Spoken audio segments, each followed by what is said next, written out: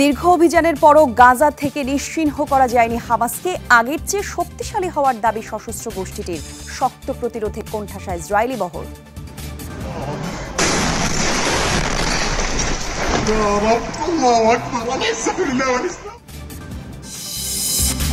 সামরিক জোট ন্যাটোতে ইসরায়েলকে মেনে নেবে না তুরস্ক।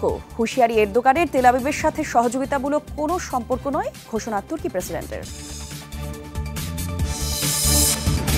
মার্কিন নির্বাচনে প্রার্থিতা প্রশ্নে বাইডেনের উপর বাড়ছে নিজ দলের চাপ। 19 ডেমোক্রেট আইন প্রণেতা বিরোধিতা। এখন অনড় প্রেসিডেন্ট, নিজেকে যুবক দাবি।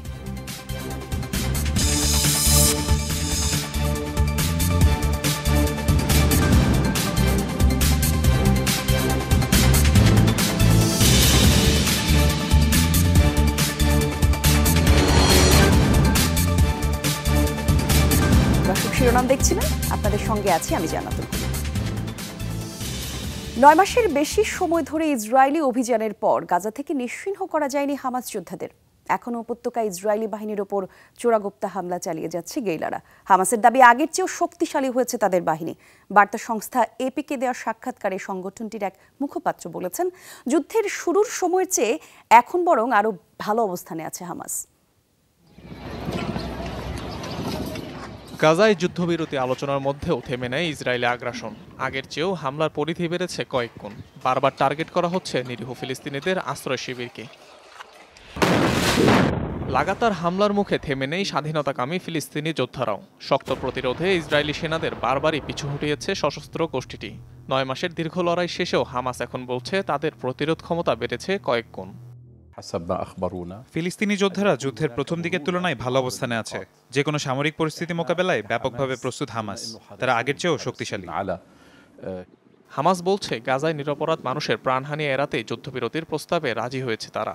ইসরায়েলি হামলার মুখে কাবু হওয়ার কথা প্রত্যাখ্যান করেছে গোষ্ঠীটি। সমঝোতার ধারাবাহিকতা যেন বজায় থাকে সে বিষয়ে আমরা লিখিত চাই, যার আওতায় যুদ্ধবিরতি কার্যকর থাকবে। পরবর্তীতে স্থায়ীভাবে যুদ্ধ বন্ধ করবে যা। ইসরায়েলি শত্রুরা আমাদের জনগণের উপর যে গণহত্যা এবং নির্মূল ও অনাহারের যুদ্ধ চালিয়ে যাচ্ছে তা বন্ধ করতে আগ্রহী হামাস। সম্প্রতি ইসরায়েলি সেনাদের অবস্থান লক্ষ্য করে গাজায় হামলা জোরদার করেছে হামাস যোদ্ধারা। গত কয়েকদিনে গুড়িয়ে দেওয়া হয়েছে দক্ষিণাংশের বেশ কয়েকটি কমান্ড পোস্ট। রকেট হামলায় ধ্বংস করা হয়েছে বিভিন্ন ট্যাঙ্ক ও সাজোয়া যান। হামাসের পাল্টা প্রতিরোধে প্রাণ হারিয়েছেন ইসরায়েলি কমান্ডো সহ বেশ কয়েকজন সেনা। গাজায় আগ্রাসন শুরুর পর এ যাবৎ হামাসের প্রতিরোধে প্রাণ গেছে 3 শতাধিক ইসরায়েলি সেনার। অনিক রহমান, যমুনা নিউজ। গাজায় আবারও ইসরায়েলি সেনাদের অবস্থান লক্ষ্য করে হামলা চালিয়েছে ফিলিস্তিনি স্বাধীনতাকামী হামাস যোদ্ধারা। দক্ষিণ গাজায় তাল আল সুলতান এবং রাফাহ পশ্চিমাংশে চালানো হয় এই হামলা। বৃহস্পতিবার একটি ভিডিও প্রকাশ করেছে সশস্ত্র গোষ্ঠীটি। ভিডিওটিতে দেখা যায় ইসরায়েলি সেনাদের ট্রাঙ্ক লক্ষ্য করে রকেট ছুড়েছে হামাস যোদ্ধারা, যার আঘাতে ধ্বংস হয়ে যায় সাজোয়া যানটি। বিধ্বস্ত হয় আরও কয়েকটি। হামাসের পাল্টা প্রতিরোধে এখনও কোনো হতাহতের খবর পাওয়া যায়নি। এর আগেও গাজায় ইসরায়েলের কমান্ড পোস্ট লক্ষ্য করে বেশ কয়েকবার হামলা চালিয়েছে সংগঠনটি।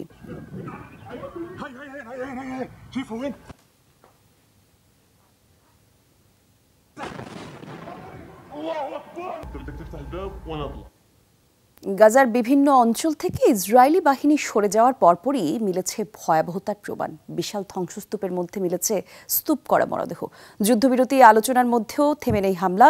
খান ইউনিসের নিরাপদ ঘোষিত এলাকা আল মাওয়াসি ক্যাম্পে ইসরায়েলের ভয়াবহতা বিমান হামলায় প্রাণ গেছে শতাধিক ফিলিস্তিনির, আহত হয়েছেন শতাধিক। শনিবার এক বিবৃতিতে বিষয়টি নিশ্চিত করেছে গাজার স্বাস্থ্য মন্ত্রণালয়। এছাড়াও ক্ষেপণাস্ত্র হামলা করা হয়েছে আল নুজ এলাকায়। এদিকে মধ্য গাজায় হামলা আরো জোরদার হয়েছে তেল আবিবের। দের আল বালা ইসরায়েলি বর্বরতায় মারা গেছেন 5 জন। অভিযান চালানো হয়েছে রাফা ও উত্তর গাজায়। দখলকৃত পশ্চিম তীর থেকে আটক করা হয় 2 জনকে।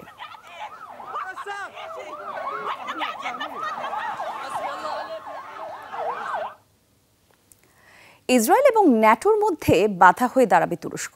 সামরিক জোটটির সাথে তেল আবিবের সহযোগিতামূলক কোনো সম্পর্কের অনুমোদন দেবে না আঙ্কারা। ন্যাটোর সম্মেলন শেষে দেশে ফেরার আগে নিজ অবস্থান স্পষ্ট করেছেন তুর্কি প্রেসিডেন্ট রিসেপ তাইয়িপ এরদোগান। জানান, তুরস্কের কাছে শীঘ্রই F-16 ফাইটার জেট বিক্রি নিয়ে জটিলতা নিরসনের কথা দিয়েছেন মার্কিন প্রেসিডেন্ট। ন্যাটোর বেশিরভাগ সদস্যই পরিচিত ইসরায়েলের মিত্র হিসেবে ৭৫তম প্রতিষ্ঠাবার্ষিকী উপলক্ষে যুক্তরাষ্ট্রে আয়োজিত জোটের ৩ দিনের সম্মেলনেও পুরোপুরি উপেক্ষিত ছিল গাজায় ইসরায়েলি ভয়াবহতার বিষয়টি। সদস্যদের সাথে সুসম্পর্ক থাকলেও জোট হিসেবে ইসরায়েলের সাথে কোনো সম্পর্ক করতে পারবে না ন্যাটো। এই দুই পক্ষের মধ্যে বাধা হয়ে দাঁড়াবে তুরস্ক। সম্মেলন শেষে দেশে ফেরার আগে ওয়াশিংটন ডিসিতে হওয়া সংবাদ সম্মেলনে এরদোগানের স্পষ্ট বক্তব্য, ফিলিস্তিনি ভূখণ্ডে শান্তি প্রতিষ্ঠিত হওয়ার আগ পর্যন্ত ইসরায়েল ও ন্যাটোর মধ্যে কোনো সহযোগিতামূলক সম্পর্কের অনুমোদন দেবে না আঙ্কারা। আমাদের জোটের মৌলিক মূল্যবোধকে পদদলিত করে ইসরায়েলি প্রশাসনের পক্ষে ন্যাটোর সাথে অংশীদারিত্ব চালিয়ে যাওয়া সম্ভব নয়। যতক্ষণ না ফিলিস্তিনি মাটিতে টেকসই শান্তি প্রতিষ্ঠিত হয়, ইসরায়েল ও ন্যাটোর মধ্যে সহযোগিতার কোনো প্রচেষ্টার অনুমোদন দেবে না তুরস্ক। সংবাদ সম্মেলনে প্রশ্ন ওঠে, যুক্তরাষ্ট্রের তৈরি F-16 যুদ্ধবিমান কবে পাবে তুরস্ক? জবাবে তুর্কি প্রেসিডেন্ট জানান, জো বাইডেন আঙ্কারার কাছে এই যুদ্ধবিমান বিক্রি সংক্রান্ত জটিলতা কয়েক সপ্তাহের মধ্যেই নিরসনের কথা দিয়েছেন। আমি মিস্টার বাইডেনের সাথে কথা বলেছি। এখন দেখার বিষয় তিনি যা বলেছেন তা কিভাবে কার্যকর হয়। তিনি আমাকে কথা দিয়েছেন ৩ থেকে ৪ সপ্তাহের মধ্যে এই সমস্যার সমাধান করবেন।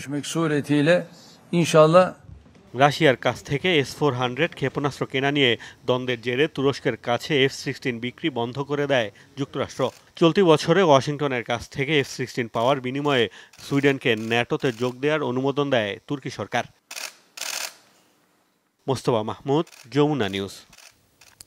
অবরুদ্ধ গাজায় প্রতিটি দিন যেন নরক। প্রাণ হারানোর শঙ্কায় দিনেও বাড়ির বাইরে পা রাখেন না কেউ। আত্মরক্ষার কৌশল না জানা থাকায় নারীদের অবস্থান আরও শোচনীয়। তবে ভয় কাটিয়ে নিজেদের সুরক্ষায় এবার গাজার নারীদের বক্সিংয়ের অনুশীলন করাচ্ছেন কোচ ওসামা আইয়ুব। তার বিশ্বাস, বক্সিংয়ের মাধ্যমে আত্মবিশ্বাসী হয়ে উঠবেন উপত্যকার নারীরা। শত্রুকে মোকাবেলায় চলছে প্রস্তুতি।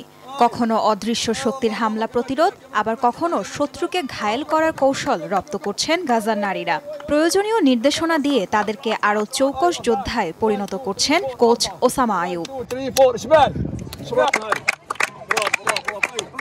ইসরায়েলের আগ্রাসনে বন্ধ ওসামার বক্সিং ক্লাব, তবুও থেমে থাকতে চান না তিনি। মানসিকভাবে বিপর্যস্ত গাজার নারীদের মনোবল বাড়াতে কাজ করছেন ওসামা। তিনি মনে করেন, যুদ্ধে মানসিকভাবে বিপর্যস্ত নারীদের চাঙা রাখতে ভূমিকা রাখবে বক্সিং। যুদ্ধের কারণে আমরা উদ্বাস্তু। বক্সিং এর জন্য কোনো প্রফেশনাল সরঞ্জাম নেই। বলতে গেলে খালি হাতেই প্র্যাকটিস করতে হচ্ছে। তবে থেমে থাকবো না। আমরা চাই যুদ্ধ বন্ধ হোক। গাজাবাসীর বাঁচার অধিকার আছে। বিশ্ববাসীর কাছে এই বার্তা পৌঁছে দিতে চাই।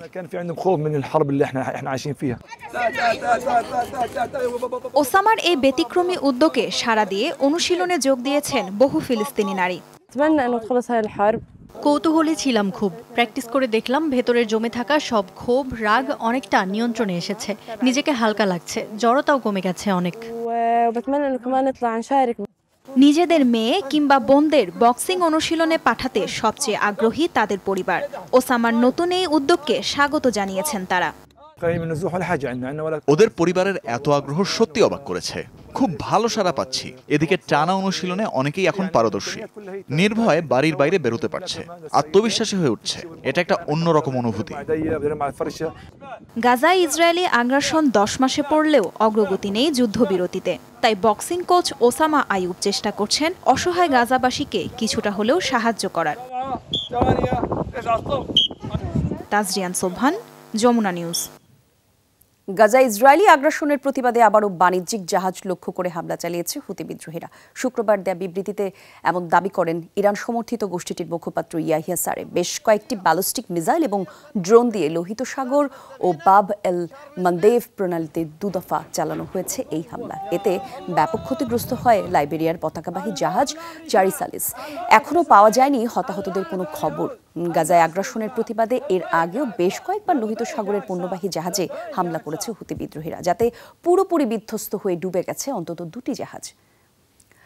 গাজায় ইসরায়েলি আগ্রাসন বন্ধের দাবিতে বিক্ষোভে উত্তাল ইয়েমেন এবং জর্ডান। শুক্রবার জুমার নামাজ শেষে নিপীড়িত ফিলিস্তিনিদের পক্ষে ইয়েমেনের রাজধানী সানার সড়কে নামেন লাখো মুসল্লিরা। ইসরায়েল বিরোধী স্লোগানে প্রকম্পিত হয় সানার রাজপথ। এ সময় দাবি তোলেন অবিলম্বে আগ্রাসন বন্ধের, দেন পশ্চিমা বিরোধী স্লোগানও। ফিলিস্তিনিদের পক্ষে বরাবরই সরব ইয়েমেনিরা। আগ্রাসনের প্রতিবাদে লোহিত সাগর, আরব সাগর এবং এইডেন উপসাগরে ইসরায়েলগামী একের পর এক জাহাজে হামলা চালিয়ে আসছে দেশটির সশস্ত্র সংগঠন হুতি।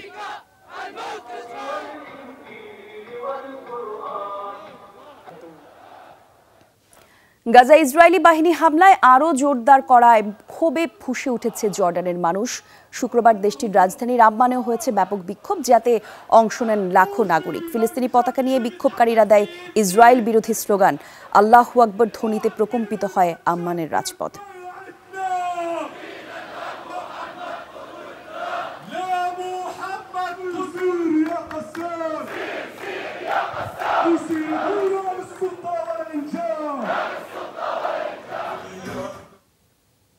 ফিলিস্তিনের স্বাধীনতাকামী সংগঠন হামাসকে কালো তালিকাভুক্ত করল আর্জেন্টিনা।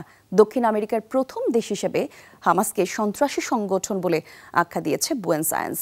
শুধু তাই নয়, ফিলিস্তিনি গোষ্ঠীর সংশ্লিষ্ট বিভিন্ন ব্যক্তি, গোষ্ঠী এবং সংস্থার সব ধরনের সম্পদ জব্দের নির্দেশ দিয়েছে আর্জেন্টিনা।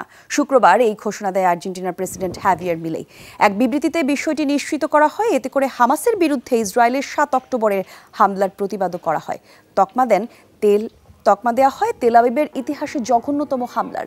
এছাড়াও হামাসকে সমর্থন দেওয়ার অভিযোগে ইরানেরও সমালোচনা করা হয়। ইসরায়েলের সাথে বন্ধুত্বপূর্ণ সম্পর্ক বজায় রাখতে এর আগেও বেশ কয়েকবার নেতানিয়াহু প্রশাসনের পক্ষ নিয়েছে লাতিন আমেরিকার দেশটি।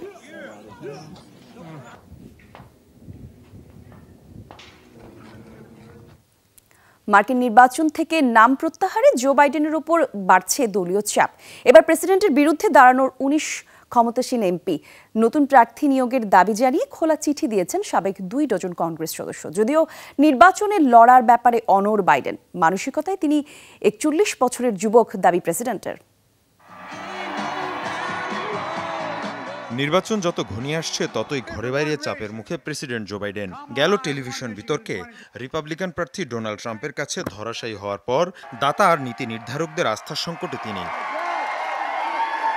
এবার বাইডেনকে নির্বাচন থেকে সরে যাওয়ার আহ্বান জানালেন ডেমোক্রেটিক পার্টির 19 বর্তমান আইন প্রণেতা। স্বাস্থ্য মানসিক দুর্বলতাকে দায়ী করে নতুন প্রার্থী দেওয়ার আহ্বান জানান তারা। প্রেসিডেন্টের দায়িত্ব পালনের জন্য বাইডেনের মনোবল ও শক্তি কমে গেছে দাবি কংগ্রেস সদস্যদের। একই দাবিতে খোলা চিঠি দিয়েছেন 24 সাবেক আইন প্রণেতাও।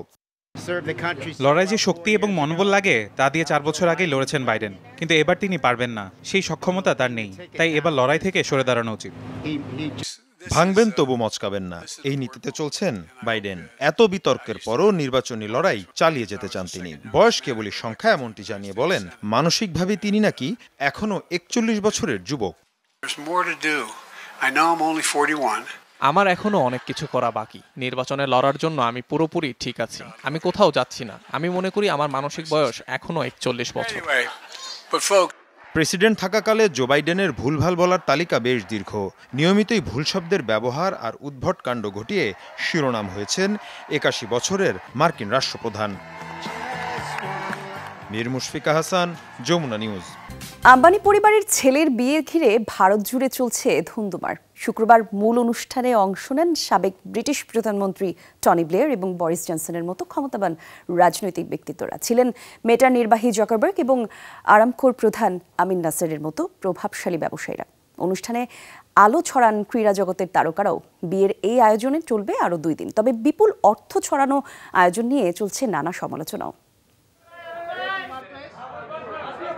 গেল মার্চে অনুষ্ঠিত হওয়া প্রি ওয়েডিং এর জাঁকজমক দেখেই আভাস মিলেছিল কেমন হবে অনন্ত রাধিকার বিয়ের মূলাসর।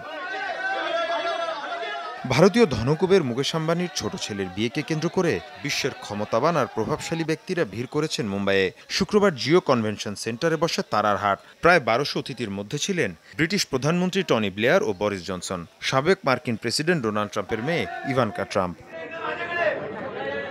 বিশ্বের ক্ষমতাধর ব্যবসায়ীদের মধ্যে ছিলেন মাইক্রোসফটের প্রতিষ্ঠাতা বিল গেটস, মেটার প্রধান নির্বাহী মার্ক জাকারবার্গ, অ্যালফাবেটের সুন্দর পিচাই আরামকোর আমিন নাসের। এছাড়া ডিজনি, মর্গান স্ট্যানলি এবং ব্ল্যাক রকের মতো কর্পোরেট জায়ান্টদের প্রধানরা ছিলেন অনুষ্ঠানে। দেশি বিদেশি তারকাদের মধ্যে ছিলেন হলিউড স্টার জন সিনা, নিক জোনাস এবং রিয়ানা। ছিলেন শিল্পী অ্যাডেলে, লানা ডেল রে, ড্রেক, সাবেক ফুটবলার ডেভিড বেকহ্যাম ও কার্দেশিয়ান বোনেরা। দ্যুতি ছড়িয়েছেন বলিউড তারকারাও। তবে বিয়ে নিয়ে আলোচনা আগ্রহ যেমন রয়েছে, কমতি নেই সমালোচনারও। আম্বানির ক্ষমতার প্রভাব দেখাতেই সুবিশাল আয়োজন, উঠেছে সেই অভিযোগও। ভারতে আয় বৈষম্য প্রকট, তার ওপর কোটি কোটি মানুষ দারিদ্র্যসীমার নিচে। সেখানে আয়োজনের এই বারবারন্ত আর সম্পদের অঢেল প্রদর্শনী নিয়ে চলছে বিতর্ক। এটা রাজকীয় বিয়ের তুলনায় কোনো অংশে কম নয়। আমাদের ধনীরা ভারতের নতুন মহারাজায় পরিণত হয়েছেন। এসব ধনীদের সাথে যারা সংশ্লিষ্ট তারা সবসময় এমন মহাযজ্ঞ আশা করেন। ব্রিটিশরা যেমন আড়ম্বর পছন্দ করেন, ভারতীয়রাও তেমন। এই বিয়ে ভারতের বাস্তবতার প্রতি উপহাস। 1-2 প্রজন্ম আগেও সম্পদের পরিমাণ গোপন করে রাখা হতো, কিন্তু এখন বিয়ের মতো আয়োজনের মাধ্যমে তা প্রদর্শন করা হচ্ছে। শুভ আশীর্বাদ এবং মঙ্গল উৎসব নামে এই অনুষ্ঠান চলবে আরও 2 দিন। বিশ্বের অন্যতম শীর্ষ ধনী মুকেশ আম্বানির সম্পদের পরিমাণ $115 বিলিয়ন। তার ছোট ছেলে অনন্ত আম্বানি রয়েছেন রিলায়েন্স ইন্ডাস্ট্রিজের পরিচালনা পর্ষদে। মীর মুশফিক হাসান, যমুনা নিউজ। লোকসভার পর এবার বিধানসভাতেও বাজিমাত করল মমতা বন্দ্যোপাধ্যায়ের তৃণমূল কংগ্রেস। পশ্চিমবঙ্গের 4 আসনের উপনির্বাচনের 4টিতেই জয়ী হয়েছে দলটি। শনিবার প্রকাশ করা হয় ভোটের ফলাফল। এতে রায়গঞ্জ, বাগদা, রানাঘাট দক্ষিণ এবং মানিকতলা কেন্দ্রে বড় ব্যবধানে জয়লাভ করেন তৃণমূল কংগ্রেসের প্রার্থীরা। এর মধ্যে 3টি বিজেপির দখলে ছিল। রায়গঞ্জে 49,536 ভোটে জয়ী হয়েছে তৃণমূল কংগ্রেস প্রার্থী কৃষ্ণ কল্যাণী। আর উত্তর 24 পরগনায় বাগদায় বিজেপির বিনয় কুমার বিশ্বাসকে প্রায় 33,500 ভোটের ব্যবধানে হারিয়ে জয়ী তৃণমূল কংগ্রেসের মধুপর্ণা ঠাকুর। 13 বছর পর কেন্দ্রটির শাসনভার নিল মমতার দল। আরেক কেন্দ্র রানাঘাট দক্ষিণে বিজেপির প্রার্থীর চেয়ে 38,000 বেশি ভোট পেয়ে নির্বাচিত হন তৃণমূল কংগ্রেসের মুকুটমণি অধিকারী। আগে থেকেই দখলে থাকা কলকাতার মানিকতলা কেন্দ্রে প্রায় 50,000 ভোটে জয়ী হন আরেক তৃণমূল কংগ্রেস প্রার্থী সুপ্তি পাণ্ডে। পাকিস্তানের পার্লামেন্টে 23 সংরক্ষিত আসন পেতে যাচ্ছে সাবেক প্রধানমন্ত্রী ইমরান খানের দল তেহরিক ইনসাফ পিটিআই। শুক্রবার এক আদেশে এই সিদ্ধান্ত দেন দেশটির সর্বোচ্চ আদালত। সুপ্রিম কোর্ট ফলে আরও চাপ পড়তে যাচ্ছে শাহবাজ শরীফের জোট সরকারের উপর। গত 8 ফেব্রুয়ারি পার্লামেন্ট নির্বাচনে দলীয় প্রতীক না পাওয়ায় স্বতন্ত্র প্রার্থী হিসেবে অংশ নেন পিটিআই নেতারা।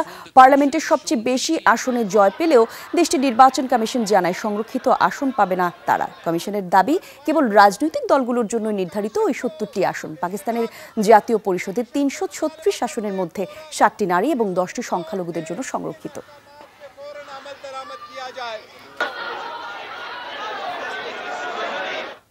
নেপালে ভূমিধসে 2টি যাত্রীবাহী বাস নদীতে পড়ে যাওয়ায় নিখোঁজ 63 জনকে এখন উদ্ধার করা যায়নি। চলছে তল্লাশি অভিযান। নিখোঁজ যাত্রীদের মধ্যে 7 ভারতীয় নাগরিকও রয়েছেন। শুক্রবার দেশটির চিতওয়ান জেলায় ভারী বর্ষণের কারণে হয় ভূমিধস, তাতেই হয় এই ঘটনা। আর ধারণা করা হচ্ছে বাস দুটিতে 66 জন যাত্রী ছিলেন। বাসগুলো ত্রিশূল নদীতে গড়িয়ে পড়ার আগে 3 আরোহী জীবিত বের হতে সক্ষম হন। আশঙ্কা নিখোঁজ যাত্রীদের কেউই বেঁচে নেই। মর্মান্তিক এই দুর্ঘটনায় শোক প্রকাশ করেছেন নেপালের প্রধানমন্ত্রী পুষ্পকমল দহল।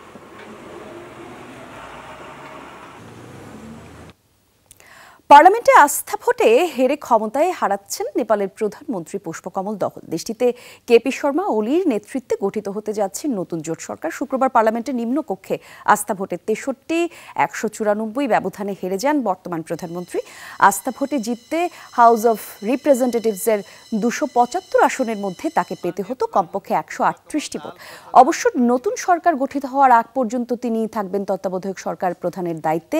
2008 সালে 239 বছরের রাজতন্ত্র শেষ হয় নেপালে। এরপর থেকেই দেশটিতে শুরু হয় রাজনৈতিক অস্থিরতা। এবার গঠিত হবে দেশটির 14তম সরকার। নেপালি কংগ্রেসের সাথে জোট গড়ে তোলে সরকার গঠন করবে কেপি শর্মা ওলি। এর আগেও 2বার প্রধানমন্ত্রী ছিলেন তিনি। পরীক্ষামূলক উড্ডয়নের সময় রাশিয়ার রাজধানী মস্কোর কাছে বিধ্বস্ত হলো একটি যাত্রীবাহী সুখোই সুপারজেট। শুক্রবার দুর্ঘটনায় বিমানে থাকা 3 ক্রু নিহত হয়েছেন। এ সময় উড্ডয়নে কোনো যাত্রী ছিল না। দেশটির এমার্জেন্সি মন্ত্রণালয় নিশ্চিত করেছে এই তথ্য। মন্ত্রণালয় জানায় সুখোই সুপারজেট 100 বিমানটি একটি বনের মধ্যে আছড়ে পড়ে। রাশিয়ার রাষ্ট্রীয় উড়োজাহাজ নির্মাতা প্রতিষ্ঠান ইউনাইটেড এয়ারক্রাফট কর্পোরেশন জানায়, মেরামতের পর পরীক্ষামূলক ফ্লাইট পরিচালিত করা হচ্ছিল। সে সময়ই দুর্ঘটনার কবলে পড়ে বিমানটি। এটি রাশিয়ার জ্বালানি কোম্পানি গ্যাজপ্রমের এয়ারলাইন্স কোম্পানির গ্যাজপ্রমেভিয়ার মালিকানাধীন। বিধ্বস্ত হওয়ার কারণ এখনও জানা যায়নি। ভয়াবহ দাবানলের কবলে যুক্তরাষ্ট্রের পশ্চিমাঞ্চল ক্যালিফোর্নিয়া, অরিগন, নেভাদা এবং অ্যারিজোনায় বিস্তীর্ণ এলাকায় ছড়িয়ে পড়েছে আগুন। কেবল ক্যালিফোর্নিয়াতেই ৩৫০০-এর বেশি জায়গায় আগুন নেভাতে কাজ করছে ফায়ার সার্ভিস। রাজ্যটিতে এবছর দাবানলে পুড়েছে প্রায় ৮৪২ বর্গ কিলোমিটার বনভূমি। অ্যারিজোনায় আগুনের কারণে হুমকিতে পড়েছে আদিবাসীদের জন্য সংরক্ষিত একটি এলাকার অস্তিত্ব। নিরাপদ স্থানে সরে যেতে বলা হয়েছে সান কার্লোসের ৪০০ আদিবাসী বাসিন্দাকে। এবারের দাবানলকে গত কয়েক দশকের মধ্যে ওই এলাকায় সবচেয়ে বড় বিপর্যয় হিসেবে আখ্যা দিয়েছে কর্তৃপক্ষ। আর আবহাওয়াবিদরা বলছেন, তীব্র দাবদাহের কারণে স্বাভাবিকের তুলনায় এবছর দাবানলের পরিমাণ বেড়েছে অন্তত ৫ গুণ। ক্লাস চলাকালে গুড়িয়ে গেল নাইজেরিয়ার একটি স্কুল ভবন। শুক্রবার দ্বিতল ভবনটি বিধ্বস্তের ঘটনায় অন্তত ২২ শিক্ষার্থীর মৃত্যু হয়েছে, আহত আরও অনেকে। ধ্বংসস্তূপের ভেতরে আটকা পড়েছেন শতাধিক মানুষ। পরে তাদেরকে উদ্ধার করে বিভিন্ন হাসপাতালে ভর্তি করা হয়েছে। দেশটির প্লাতিউ জেলার জস সিটিতে হয় এই দুর্ঘটনা। কর্তৃপক্ষ জানায়, ধসে পড়ার সময় দ্য সেইন্ট একাডেমি নামের স্কুলটিতে ১৫৪ জন শিক্ষার্থী ছিলেন। আফ্রিকার সবচেয়ে জনবহুল দেশটিতে দুর্বল কাঠামোর জন্য প্রায়ই ঘটে ভবন ধসের মতো ঘটনা। স্পেনের পাম্পলোনায় ঐতিহ্যবাহী ষাঁড়ের দৌড় বা বুল রেসে অংশ নেওয়ার সময় ৫ জন আহত হয়েছে। ঐতিহ্যবাহী এই উৎসব চলছে সপ্তাহ জুড়ে। এতে অংশ নেন পৃথিবীর বিভিন্ন প্রান্ত থেকে হাজারো মানুষ। আয়োজনের ৭ম দিনে শনিবার সকালে ষাঁড়ের ধাক্কায় আহত হন ৫ জন। মধ্যযুগীয় এই উৎসবের সাথে জড়িত রয়েছে ধর্মীয় অনেক চিন্তাভাবনাও। অংশগ্রহণকারীরা পরেন সাদা পোশাক এবং গলায় তাদের লাল রুমাল থাকে। বিশাল দেহি এক ষাঁড়ের তাড়া খেয়ে প্রাণপণে ছোটার মাধ্যমেই আনন্দ খুঁজে পান তারা। এই দৌড়ে দ্রুতগামী ষাঁড়ের পায়ে চাপায় পিষ্ট হন অনেকেই। তবে এবছর এখনো কোনো প্রাণহানির খবর পাওয়া যায়নি।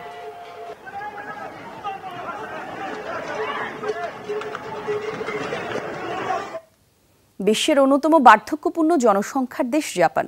দেশটিতে একদিকে কমছে শিশু জন্মের হার, অন্যদিকে বাড়ছে প্রবীণদের সংখ্যা। এই পরিস্থিতিতে বয়স্কদের ডায়াপারের চাহিদা বেড়েছে, আর তাই অনেক প্রতিষ্ঠান বেবি ডায়াপারের উৎপাদন কমিয়ে তৈরি করছে অ্যাডাল্ট ডায়াপার।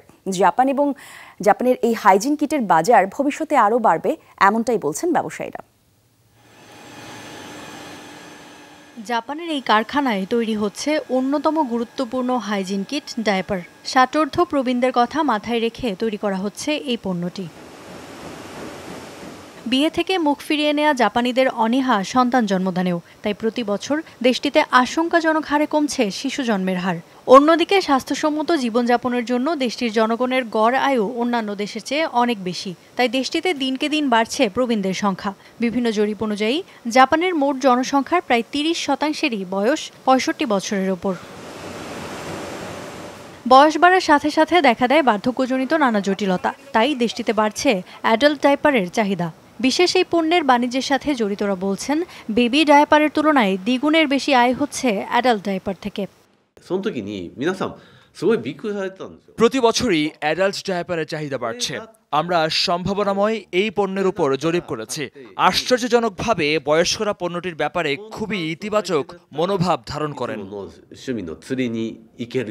প্রতিষ্ঠানগুলো বলছে, শিশু ডাইপারের চাহিদা কমার সাথে সাথে বাড়ছে বড়দের ন্যাপির বিক্রি। তাদের মতে সামনে আরও কয়েক গুণ কমে যাবে বেবি ডাইপারের উৎপাদন। অ্যাডাল্ট ডায়াপারের বাজার বেবি ডায়াপারের তুলনায় দ্বিগুণ হয়ে গেছে এবং এটা আরও বাড়বে, যে কারণে সেটাকেই প্রাধান্য দিচ্ছি আমরা। তবে কম হলেও বেবি ডায়াপারের চাহিদা সবসময় থাকবে, এটাও সত্য। ২০২৭ সাল পর্যন্ত ৫ বছরের মধ্যে জাপানে অ্যাডাল্ট ডায়াপারের বাজার হবে $৬১.২০ কোটি, যা বর্তমান সময়ের তুলনায় ১৬% বেশি। ইফাতারা খন্দকার, যমুনা নিউজ। দর্শক, এই ছিল যমুনা আইডেস্কে এতক্ষণ সঙ্গে থাকার জন্য ধন্যবাদ।